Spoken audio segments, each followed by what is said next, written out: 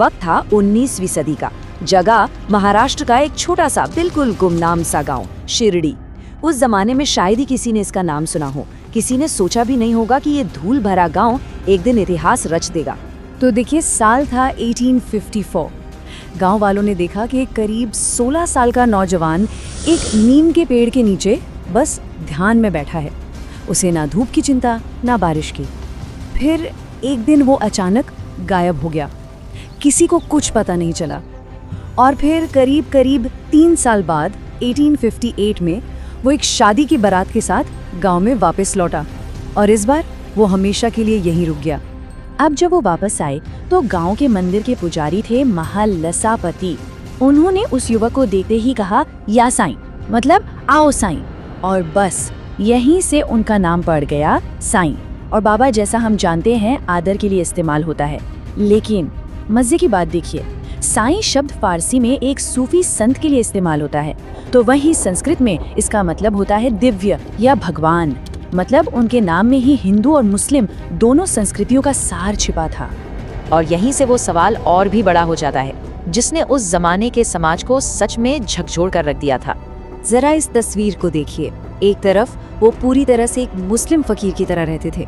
एक पुरानी सी मस्जिद को उन्होंने अपना घर बनाया हुआ था। सूफी फकीरों की तरह कफनी पहनते थे और हमेशा कहते थे अल्लाह मालिक। लेकिन अब दूसरी तरफ देखिए, उनके कान छिदे हुए थे, ठीक वैसे ही जैसे नाथ योगियों के होते हैं। वो अपनी उसी मस्जिद में एक धूनी यानी एक पवित्र अग्नि हमेशा जलाए रखते थे।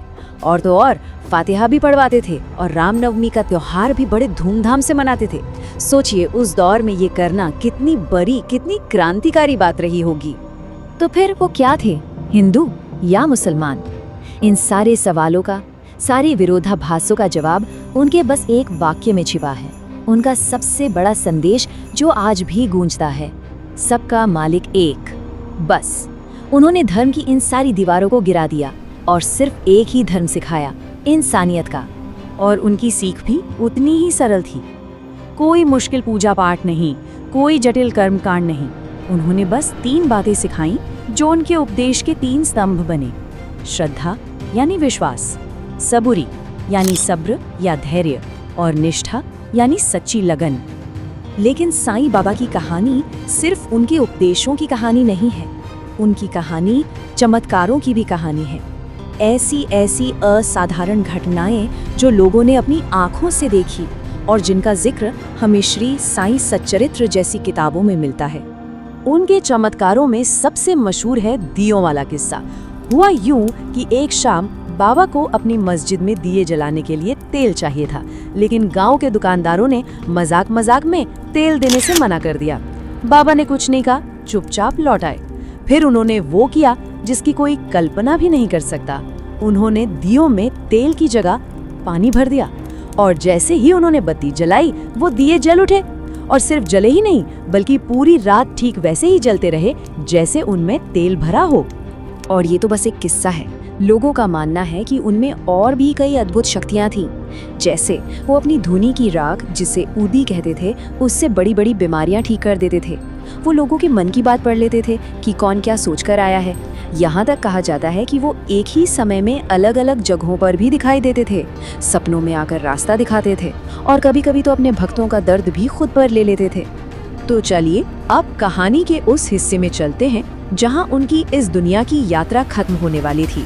और उनकी इस यात्रा का अंत एक बहुत ही मामूली सी दिखने वाली चीज से जुड़ा था। ये चीज थी एक ईंट। जी हाँ, एक मामूली सी ईंट जिससे वो हमेशा अपने सिर के नीचे रखकर सोते थे। लेकिन ये कोई आम ईंट नहीं थी।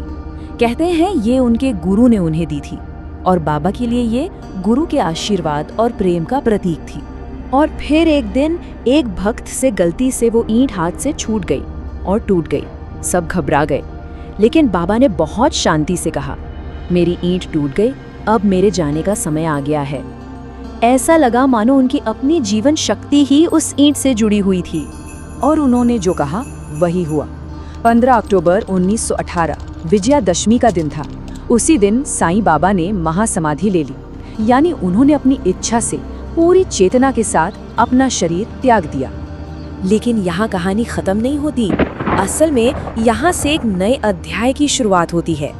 उस फकीर के जाने के बाद उनकी विरासत इतनी बड़ी हो गई कि शायद किसी ने सपने में भी नहीं सोचा होगा। सोचने वाली बात है।